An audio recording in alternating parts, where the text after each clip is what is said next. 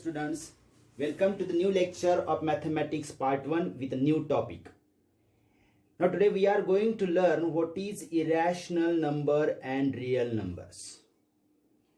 You know, dear students, on a number line, every point is associated with a real number. And that's why this number line is called as real number line. You know, on the right hand side of 0, the positive numbers are shown, and on the left hand side, negative numbers are shown. But every point on this number line is associated with a real number. Real numbers include rational as well as irrational numbers. Now, what is meant by irrational number? A number whose decimal expansion is non-terminating and non-recurring. Such a number is called as irrational number. Let us take an example. You know, square root of 2.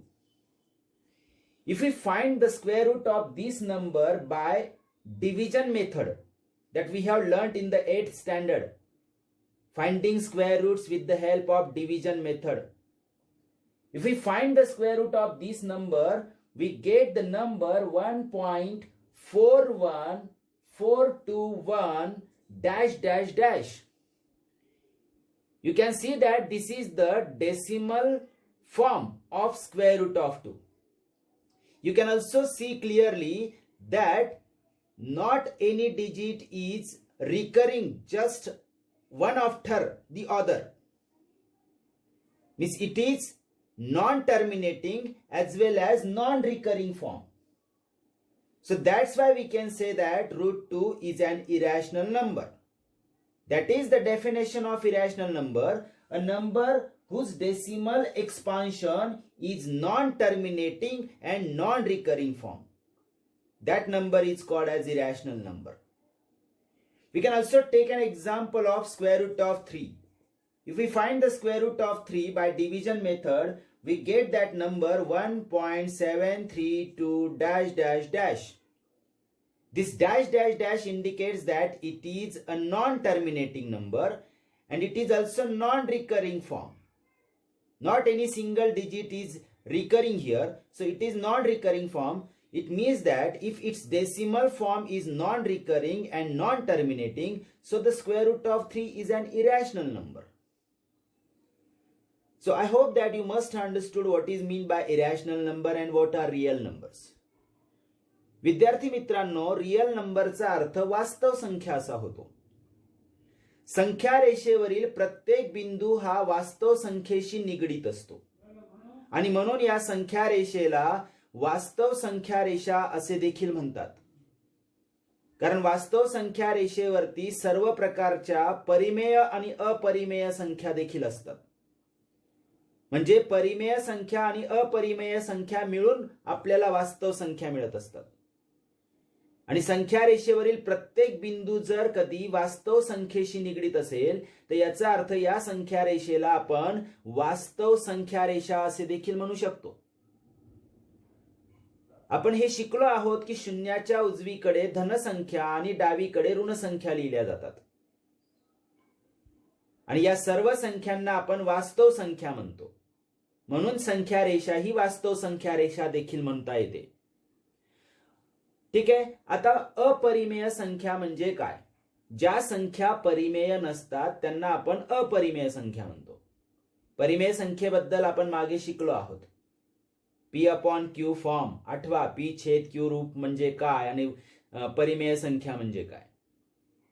पण अपरिमेय संख्या म्हणजे ज्या संख्या परिमेय नसतात त्यांना अपरिमेय म्हणतात असं ठीक आहे. पण दुसऱ्या एका अर्थाने आपण जर बोलायचं झालं तर ज्या संख्यांचे दशांश रूप हे अनावर्ती आणि अखंडित असते त्या संख्यांना देखील अपरिमेय संख्या म्हणतात. जसं वर्गमुळात 2, जर आपण 2चं वर्गमूळ भागाकार पद्धतीने काढलं तर आपल्याला मिळणारं उत्तर हे 1.4142 डॅश डॅश डॅश अखंडित आहे. न संपणारा भागाकार असेल तो, म्हणजे दशांश रूप हे अखंडित आहे. शिवाय नॉन रिकरिंग म्हणजे अनावर्ती देखील आहे. कुठल्या अंकाची किंवा अंक गटाची सतत अशी पुनरावृत्ती होत नाहीये, म्हणून त्याला आपण अनावर्ती रूप आणि शिवाय अखंडित आहे, म्हणजे वर्गमुळात 2 ही काय आहे, अपरिमेय संख्या आहे. त्याचप्रमाणे 3चं वर्गमूळ जर आपण भागाकार पद्धतीने काढलं तर आपल्याला मिळणार त्याचं दशांश रूप हे 1.732 डॅश डॅश डॅश असं मिळतं. ही सुद्धा संख्या अखंडित आहे.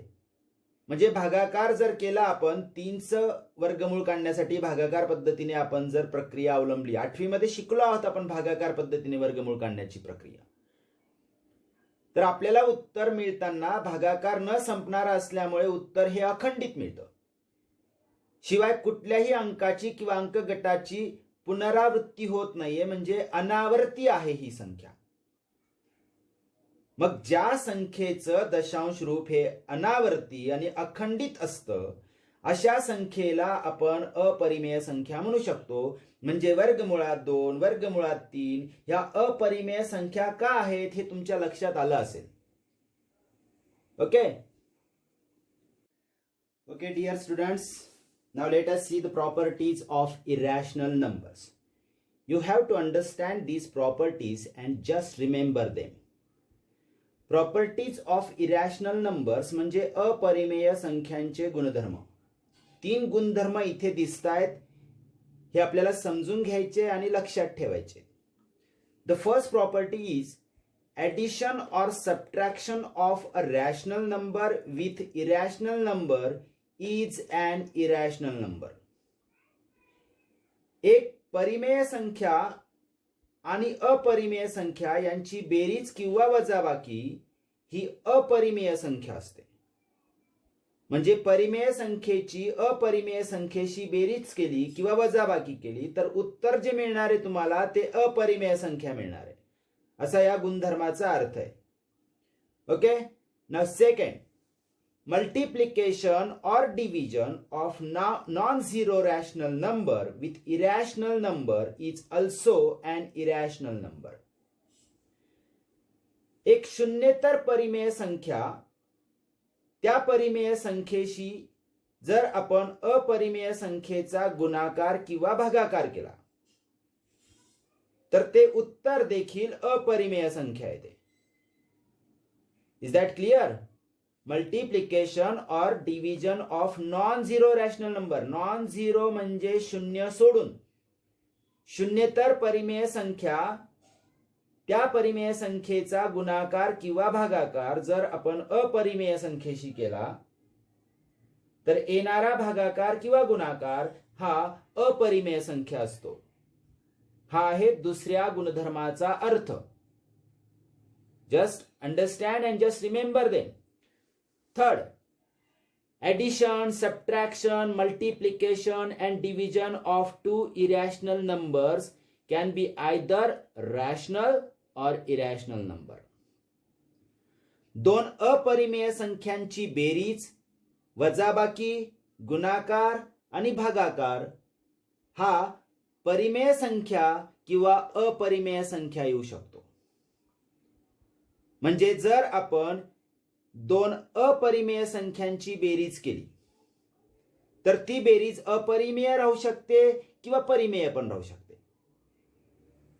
तोच गुणधर्म वजाबाकीच्याही बाबतीत आहे. म्हणजे 2 अपरिमेय संख्यांची जर तुम्ही वजाबाकी केली तर येणारं उत्तर हे परिमेय किंवा अपरिमेय राहू शकतं. गुणाकार आणि भागाकाराच्याही बाबतीत तेच. 2 अपरिमेय संख्यांचा जर तुम्ही भागाकार किंवा गुणाकार केला तर येणारं उत्तर हे अपरिमेय संख्या असू शकतं किंवा परिमेय असू शकतं. डिपेंड की आपण संख्या कशा घेतलेल्या आहेत त्यावर डिपेंड आहे की उत्तर परिमेय येईल किंवा अपरिमेय येईल. तर असे हे 3 गुणधर्म आहेत. या 3 गुणधर्मांचा अर्थ मी तुम्हाला समजावून दिलेला आहे, तो तुम्ही नीट समजून घ्या आणि नीट लक्षात ठेवा. Now let us see the properties of order relation on real numbers. वास्तव संख्यांच्या क्रमसंबंधांवरील गुणधर्म. You know what is mean by order relation? Means which number is greater and which number is smaller. That is called order relation. म्हणजे क्रमसंबंध. आणि वास्तव संख्यांवरील क्रमसंबंधाचे गुणधर्म आपण बघणार आहोत. There are total in all 4 properties. Let us see one by one. Okay, now first, if a and b are two real numbers, then only one of the relations holds good. Here a and b are two real numbers, and the order relation between these two numbers can be either a is equal to b, or a is less than b, or maybe a is greater than b. Any one relationship is hold good for these two real numbers. म्हणजे विद्यार्थी मित्रांनो, जर ए आणि बी या कोणत्याही दोन वास्तव संख्या असतील तर त्यांच्यामध्ये खालीलपैकी कोणते तरी एक संबंध आपल्याला पाहायला मिळेल. एकतर ए आणि बी या दोघं वास्तव संख्या समान असतील, किंवा ए ही बी पेक्षा लहान असेल, किंवा ए ही वास्तव संख्या बी या वास्तव संख्येपेक्षा मोठी असेल. कोणतं तरी एक रिलेशन होल्ड होऊ शकते इथे, म्हणजे कुठला तरी एकच संबंध आपल्याला दोन वास्तव संख्यांमध्ये पाहायला मिळू शकतो या 3 संबंधांपैकी. Is that clear? Now second, if A is less than B and B is less than C, then A is less than C. म्हणजे ए ही जर बी पेक्षा लहान असेल आणि बी ही सी पेक्षा लहान असेल तर ए आणि सी मध्ये काय संबंध असेल? ए हा सी पेक्षा लहान असेल. म्हणजे सहज आपण लक्षात ठेवू शकतो ही प्रॉपर्टी. जर पहिली संख्या दुसऱ्या संख्येपेक्षा लहान, दुसरी संख्या तिसऱ्या संख्येपेक्षा लहान, तर पहिली संख्या तिसऱ्या संख्येपेक्षा लहान. ट्रान्झिटिव्हिटी दिसते बघा आपल्याला इथे, संक्रामकता दिसते. वास्तव संख्यांमधील क्रमसंबंधाचा एक प्रकारचं संक्रमण दिसतंय आपल्याला इथे. तर इझिली लक्षात ठेवता येईल. पुन्हा एकदा सांगतो, पहिली संख्या जर दुसऱ्या संख्येपेक्षा लहान असेल आणि दुसरी संख्या ही तिसऱ्या संख्येपेक्षा लहान असेल तर पहिल्या आणि तिसऱ्या संख्येमधील संबंध काय? पहिली संख्या ही तिसऱ्या संख्येपेक्षा लहान असेल. Is that clear? Now let us see third property. If A is less than b, then a plus c is also less than b plus c. म्हणजे दोन वास्तव संख्यांमध्ये जर असा संबंध असेल की 2 ही 3 पेक्षा लहान आहे, म्हणजे ए च्या जागी आपण 2 आणि बी च्या जागी जर 3 पकडला आपण, तर 2 ही 3 पेक्षा लहान आहे, म्हणजे ए ही बी पेक्षा लहान आहे. आता दोन्ही संख्यांमध्ये जर आपण सी सारखीच संख्या मिळवली, सी ही कोणती तरी एक वास्तव संख्या आहे आणि आपण जर ती दोघं बाजूला मिळवली, म्हणजे समजा फॉर एक्झाम्पल आपण डाव्या बाजूत 5 मिळवला आणि तसंच उजव्या बाजूत पण 5 मिळवला, तरी रिलेशनशिप तेच राहतं. म्हणजे लेस दॅनचा संबंध आपल्याला पाहायला मिळतो. कारण बघा 5 आणि 2 7 होतात आणि 3 आणि 5 8 होतात, म्हणजे 7 पेक्षा 8 मोठीच राहते. म्हणजे ऑलरेडी दोन वास्तव संख्यांमध्ये जो संबंध आहे तोच संबंध आपल्याला पाहायला मिळेल जर आपण दोन्ही बाजूंना सारखीच संख्या मिळवली तर. हे आपल्याला या गुणधर्मामध्ये पाहायला मिळतंय. Okay, now fourth property. If A is less than b, see here, if a is less than b and c is greater than 0, the meaning of c is greater than 0 means c is positive number. Then ac is less than bc, means if you multiply c to the a it becomes ac, and if you multiply by c to b it becomes bc. So the relationship does not change. b is greater, here also bc is greater than AC. And if C is less than 0, म्हणजे जर C ही ऋण असेल, if C is negative, the meaning of C is less than 0 means C is negative. And if we multiply by such number to A and B, the relationship changes, means AC is greater than BC. Let me explain you this with the help of an example. See here, in between 2 and 3, you can see the relationship 3 is greater than 2 or 2 is less than 3. Okay. Now you take such number, suppose 4, which is greater than 0. Now if you multiply by this positive number on both the sides, means 2 into 4 and 3 into 4, you can see that the relationship does not change. Here it was less than, here it is also less than. Because 3 4s are 12 is greater than 4 2s are 8. 12 is greater than 8. Means relationship does not change. But on the same example, means 2 is less than 3. In this case, if you multiply by 4, which is less than 0. You know, positive numbers are always greater than 0 and negative numbers are always less than 0. The meaning of C is less than 0 means C is negative. So I have taken here negative number. And if we multiply this negative 4 on both sides, what you get? Negative 4 into 2 and negative 4 into 3. In this relationship, you can see the left hand side product is greater than the right hand side product. Because you should know that negative 4 into 2 is negative 8. And negative 4 into 3 is negative 12. And you know that negative 8 is greater than negative 12. So when you multiply by negative number, the relationship change. And if you multiply by positive number on both sides, the relationship does not change. Here less than, here also less than. But if you multiply by negative number on both sides, the less than relationship converts into greater than relationship. So this is the property, that is fourth property explains. Means we have taken here an example for understanding this property. समजलं विद्यार्थी मित्रांनो?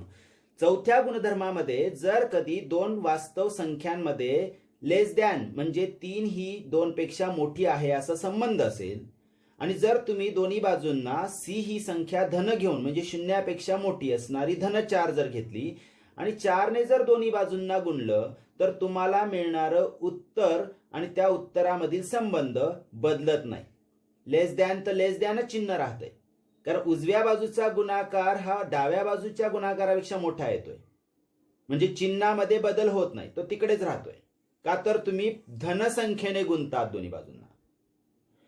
आणि त्याच उदाहरणामध्ये जर तुम्ही ऋण संख्येने दोन्ही बाजूंना गुणलं म्हणजे शून्यापेक्षा लहान असणारी ऋण 4 ही संख्या घेतली, ही तुम्ही इतर ऋण संख्या घेतात.